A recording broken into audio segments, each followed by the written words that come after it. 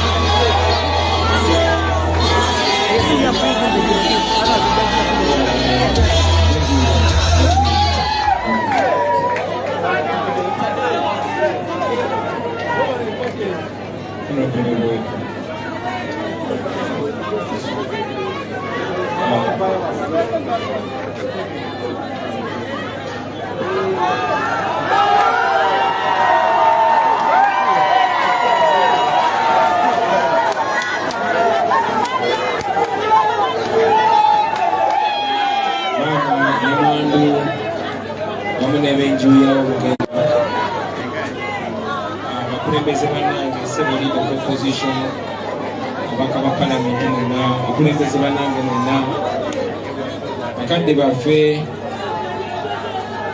abatukulembera mu ati abatukulira mu myaka mu ati ne betulabiddeko ne betukoze nabo mu ati bakungubazi bannaffe mwenna abasebo ne bannyabo kitalo nnyo kitalo ddala aba VIP ebibagala ne babagamba okwekalakaasa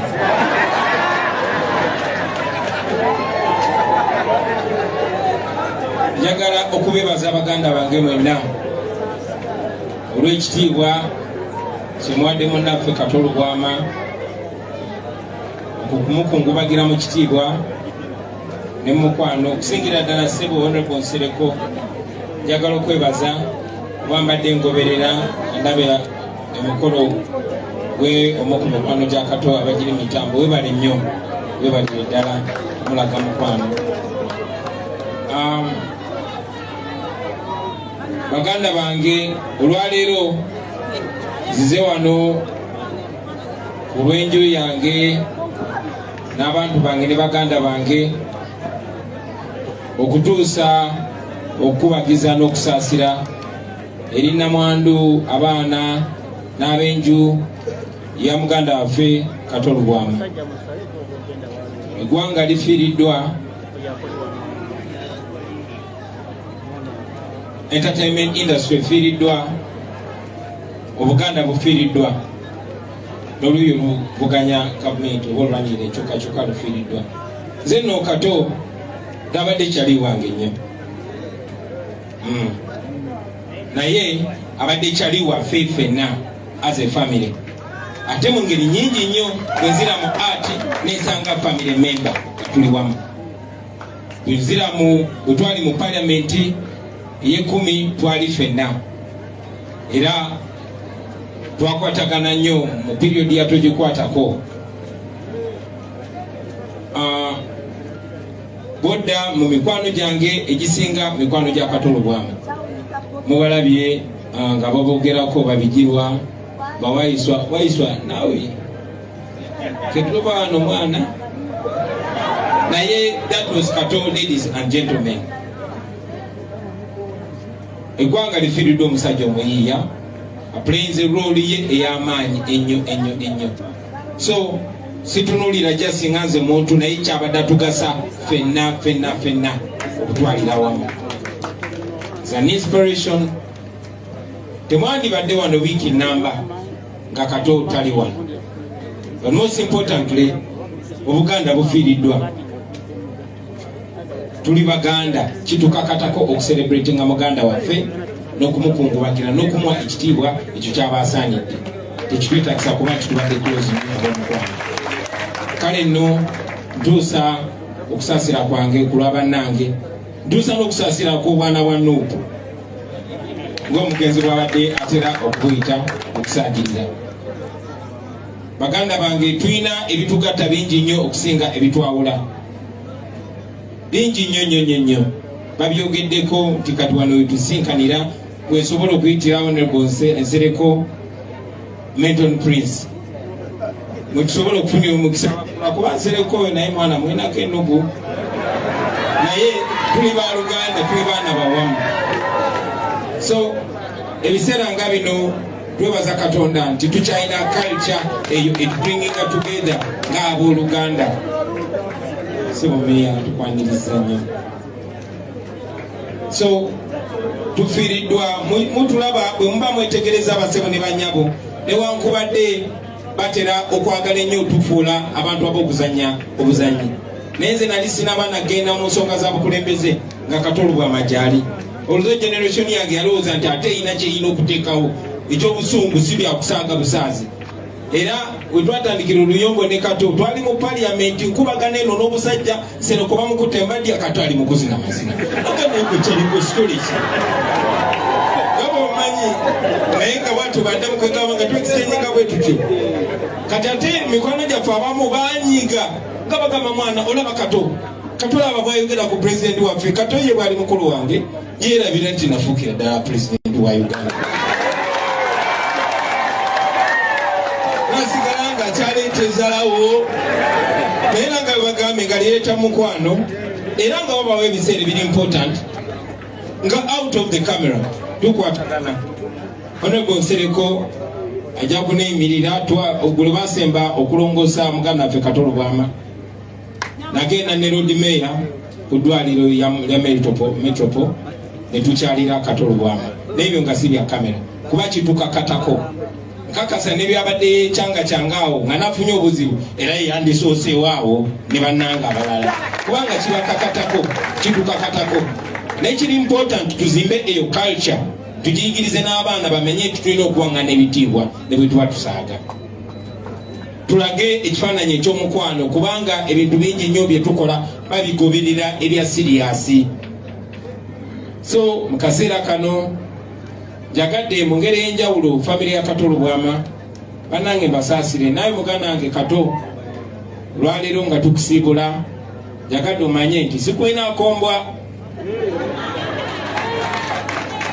tambula bulungi mulongo era bwe tuba tweguddeko mu paati 2 omanye nti tuli baluganda tuli baana bannambi ate tuli ba artist ate eggwanga litwenyumirizaamu nnyo. Njagala obasaasira mwena ba artist bannange tufiiriddwa naye kale bwe kubanga okufiirwa kwe kusigadde kutugatte nga tuggyemu ekyamagezi. Kale bwe kubanga okufa kyekisigaddewo okutujjukiza importance gye tulina tugimanye bannange ba artist tuli intelligent. Bw'oba otudde ebbanga n'osoma articles mukadde waffe Ashraf Somogerereza awandiika ojja kumanya tuli intelligent. Honorable Mpuga kyogeddeko munnange tuli intelligent. Kato was an intelligent man. You artists, you are intelligent. Fe highest mark ya intelligence. Waliwo omusajja omu emuddugavu akyasinza okuba omugezi bamuyita Marcus Garvey yagamba a civilization is not complete without its art, the highest form of expression of human intelligence. But you artists have let thieves run away with what belongs to you. Era nasanyuse nnyo nga mundaba muganda wange John Sekawa annyonnyola ku TV nti tebalina ate tufuula abatategeera nga teffe tusinga okutegeera. Tosobola kuŋŋamba nti mwekolamu omulimu nga mukukolera mu ofisi ya muntu. Sinze artist yasooka okujja okwogera amazima bangi nnyo bagoogera. Sinze artist yasooka okujja okulaga abantu nti eno ensi yammwe. This is reality we are talking about. Muganda afomu yabadde wano n'agamba nti no tulekera okwogera ku byobufuzi nga tuli ku bafu. Simanyi kikyo yita byabufuzi. Basebo ne bannyabo n'ettaala ye yaka ekulagala yite nabyo byabufuzi. Kubanga bannabyabufuzi be basalawo oba osobola okubeera ne balbu eyo oba tosobola. Mwe ba artist mukimanyi bulungi nnyo. Bakadde baffe abakulu muzze mubigoberera mubimanyi bino ebintu. Mumanyi ensonga lwaki batta Byron Kawadwa era impact yali alina okubeera nayo.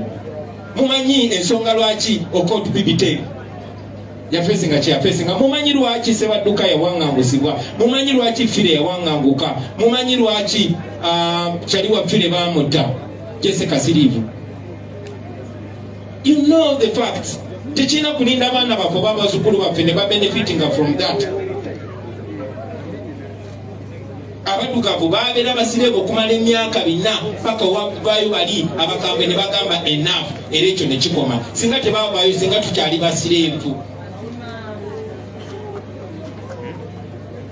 Olunaku lwa leero batufuze mu nfuga ey'obumbula okumala emyaka 4. Nabadde ndaba mukadde wange Ssenkubuge Siasa nga bali ku interview wano wennyini nga bagamba mwayizanyanga emizannyo ne muzannya ndiwulira ne muzannya 30 years of bananas lwaki temukyasomesa abantu ku bikwata ku ggwanga nga muyita mizannyo n'agamba bwekikola kati bakuba amasasi bireeta stories bakuba amasasi temugambe eddembe lyaffe lyatugwako okutuuka ku ekyo namwe ne mukkiriza mwatuteekayo ndikakati tufe abakulu tutandise okufa okay siri mukulu nnyo nebalira mu bakulu abaana bano abaddako mwagala basange industry nga terina any bit of freedom. Mukimanyi nti ffe essuubi lya Uganda eririwo kati si nsobi basebo ne bannyabo nti olunaku lwa leero abakulembeze ba politicians ne ba leaders bakusikunganidde wa Kato Lubwama. Si nsobi nti olunaku lwa leero after Kato Lubwama okubeera mu parliament after nze okubeera mu parliament tulinayo Geoffrey Lutaya tulinayo Dr. Hilda Mani tulinayo naawe sebo nkulabanga artist okay sebo Dr. Dandi oyo mukulu gwe bayita Nalukoola twamuyitanga Dr. Dandi mu 97-98 era yalinga muyimbi ng'ayimbanga Shaggy singa sitya kumpaabira mu kooti nandibajukiza yakayimba ke kamu wangi